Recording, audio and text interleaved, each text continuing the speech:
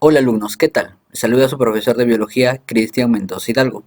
El día de hoy veremos algunas de las principales teorías acerca del origen de la vida. Entonces, empecemos rápidamente esta clase. Siempre el hombre se ha preguntado, ¿cuál es el origen de la vida en la Tierra? Desde que el hombre desarrolló el pensamiento, siempre ha tratado de dar una respuesta a esto, tratando de explicar el origen de la vida, ya sea basado en pensamientos mágicos o religiosos o pensamientos científicos. Hoy en día existen diversas teorías que tratan de explicar la forma en que los seres vivos empezaron a poblar el mundo en el que nos encontramos. En esta clase veremos algunas de estas teorías que tienen mayor validez. Empezaremos con la teoría más común y una de las primeras en aparecer y también una de las más aceptadas a nivel mundial, la cual es la teoría creacionista o fijista. Intenta explicar el origen de todo en voluntad de un dios o dioses.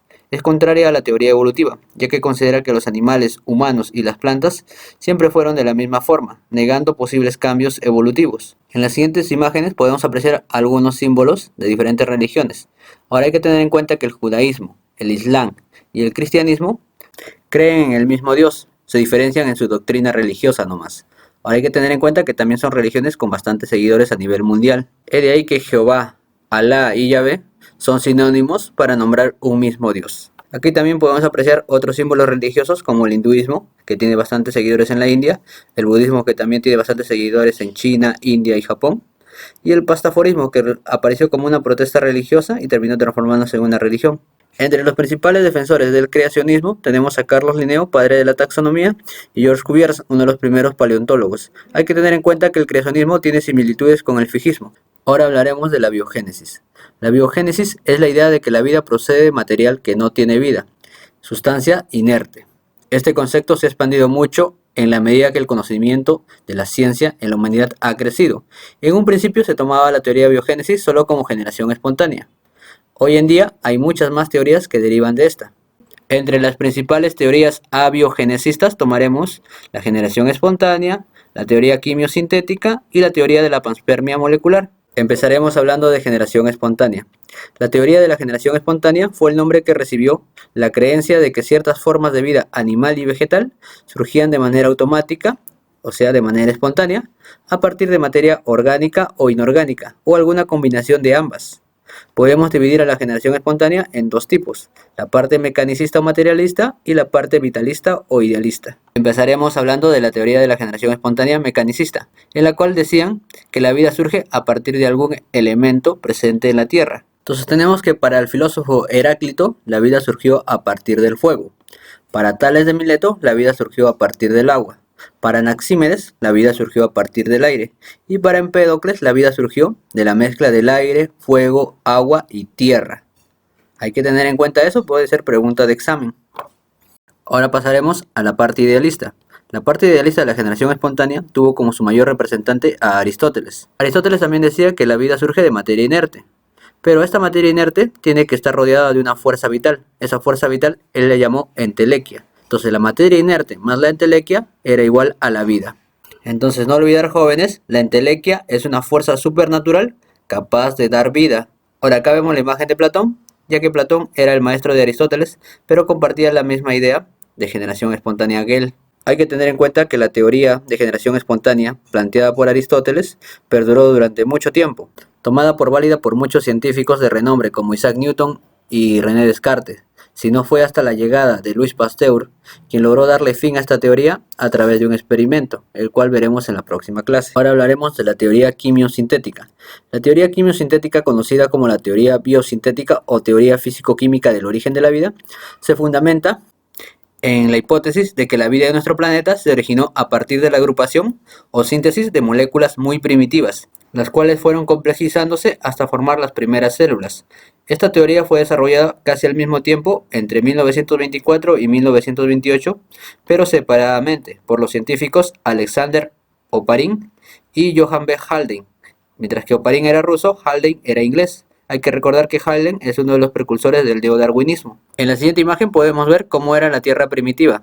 Nos damos cuenta que estaba rodeado de moléculas gaseosas como gas hidrógeno, amoníaco, metano y vapor de agua. También ocurrían fenómenos físico-químicos como rayos eléctricos, explosiones volcánicas, radiaciones ultravioletas, lluvias, y todos estos sucesos y moléculas interactuaban entre sí formando el caldo primitivo, lo que algunos libros también lo van a encontrar como el caldo primordial. La teoría biosintética se va a dividir en 4 fases. Hablaremos de la primera fase, la síntesis abiogénica. Consiste en la formación de los primeros compuestos orgánicos sencillos a partir de moléculas inorgánicas presentes en la atmósfera primitiva. Recordemos que esas moléculas primitivas estaban presentes en los gases, como el hidrógeno, el amoníaco, el vapor de agua, el metano y el CO2 o dióxido de carbono. Me había olvidado mencionarlo en la anterior imagen, no estaba el CO2, pero hay que recordar que el CO2 también está entre los gases primitivos. Segunda fase, polimerización. Fue el proceso químico mediante el cual, a partir de moléculas sencillas, similares o idénticas, se sintetizaron polímeros bajo la acción de diversas fuentes de energía. La tercera fase es la coacervación, el cual es la formación de coacervados. La cuarta y última fase es el origen y la evolución de la célula primitiva. Los coacervados posteriormente se van a transformar en células primitivas y estas se formaron en la costa de los mares primitivos, debido a la acción condensante y absorbente de los minerales arcillosos y la posible incorporación de los ácidos nucleicos. Ahora hablaré de los coacervados. Los coacervados son agregados microscópicos de polímeros dispersos en agua, separados del medio circundante por una estructura parecida a las membranas celulares. No tienen vida, hay que recordar eso, los coacervados no tienen vida. Pueden considerarse sistemas prebiológicos, pues en ellos comienza a manifestarse el intercambio con el medio ambiente. Nos damos cuenta acá en la imagen, tengo esta sustancia que pueden ser polímeros de proteínas o carbohidratos. Estos van a empezar siendo rodeados por agua y se van a juntar varios, como podemos apreciar acá. Una vez que se juntan varios, se va a formar una sustancia parecida a una membrana celular, la cual permite la entrada y salida de sustancias. Y esto es lo que llamaríamos el coacervado. Nos damos cuenta que absorben sustancias y las incorporan a su estructura. Cuando dentro de un coacervado se incorporó la primera molécula genética, ya sea un ácido nucleico o un ácido ribonucleico, se formó la primera vida. Digamos que se formó la primera célula procariota. Pero esto ocurrió en miles de años. En un principio esta teoría no tenía tanto valor porque había muchos escépticos, pero con la creación del experimento de Miller y Urey, esta teoría pasaría a ser una de las más aceptadas hoy en día. En los años 50, los bioquímicos Stanley Miller y Harold Urey llevaron a cabo un experimento que mostraba que varios componentes orgánicos se podían formar de manera espontánea si se simulaba las condiciones de la atmósfera temprana de la Tierra. Entonces, ¿qué hicieron ellos? Ellos simularon las condiciones primitivas de la Tierra. Entonces, en este de acá, en este envase, van a poner agua, el cual va a simular el océano. Lo van a calentar para tener la temperatura más o menos de aquella época. Entonces, esta agua va a hervir, va a subir por ebullición y lo mezclaron con los gases que había de esa época, ¿no? El metano, amoníaco, hidrógeno. Lo introducen por acá para que se mezcle con el agua. Luego seguía la evaporación, llegaba hasta un punto en el cual introducían electrodos para simular las descargas eléctricas, ¿no? Los rayos eléctricos que había en aquella época. Luego colocaron un sistema refrigerante para que todo esto empiece a condensar. Y esto empezaba a condensar. También pusieron una bomba de vacío para eliminar el aire. Entonces seguía condensando y seguía su ruta y regresaba de nuevo a este océano primitivo. Y esto lo hizo bastantes veces. Una vez que pasó un par de días, él abrió este dispositivo de acá y empezó a sacar la solución. Y se dio con la sorpresa de que se habían creado aminoácidos, moléculas orgánicas, a partir de sustancias inorgánicas. Entonces todo este experimento fue un boom en su época. Se crearon artículos periodísticos, todo el mundo intentó recrear esto.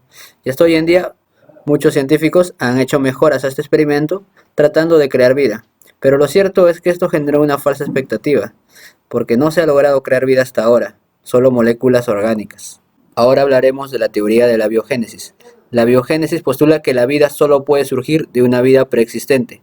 El auge de esta teoría se desata luego del descubrimiento de los microorganismos a través del microscopio. Esto fue hecho por Anton van Leeuwenhoek, el padre de la microbiología. Esta teoría también tomó más fuerza cuando el otro padre de la microbiología, pero de la microbiología moderna, Louis Pasteur, demostró que no existía generación espontánea. Esta teoría se basa en que tú observas un ser vivo y este tiene crías, ¿no? Entonces, un ser vivo genera otro ser vivo, y así sucesivamente, igual en las bacterias. Una bacteria va a generar células hijas. Pero, ¿qué no puede explicar esta teoría? No puede explicar quién originó al primer ser vivo. Ahora hablaremos de la teoría de la panspermia. La teoría de la panspermia fue planteada por el filósofo de la antigua Grecia Anaxágoras en el siglo VI a.C. El término panspermia viene de dos palabras en griego, pan y esperma. Pan significa todo y esperma semilla, semillas por todos lados, ¿no? Y según el filósofo, era posible que la vida se originara en algún lugar del universo y llegase a la Tierra incrustada en el resto de cometas y meteoritos. Aquí en esta diapositiva dice fue enunciado por primera vez en 1865 por Hermann Richter. Hermann Richter era un biólogo. Hay que hacer acá una corrección, ya que fue Anaxágoras, sí, el que propuso el término panspermia, pero Hermann Richter lo llevó al ámbito científico, ya que hasta ese momento esto solo era una filosofía.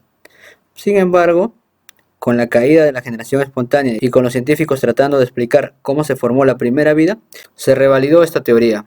Pero no fue hasta 1903 que el premio Nobel Stephen Arrhenius también habló de esta teoría y se volvió más popular. Entonces fue Arrhenius el máximo exponente porque fue quien popularizó a nivel mundial esta teoría. Entonces la panspermia nos dice que la vida llegó en un meteorito. Ahora aquí tenemos al máximo exponente, el cual es Stephen Arrhenius. En tu examen te puedo preguntar máximo exponente de la panspermia, Stephen Arrhenius, no olvidar eso. Hoy en día esta teoría se divide en dos corrientes. Tengo la panspermia dura o la natural, que fue la primera en ser creada.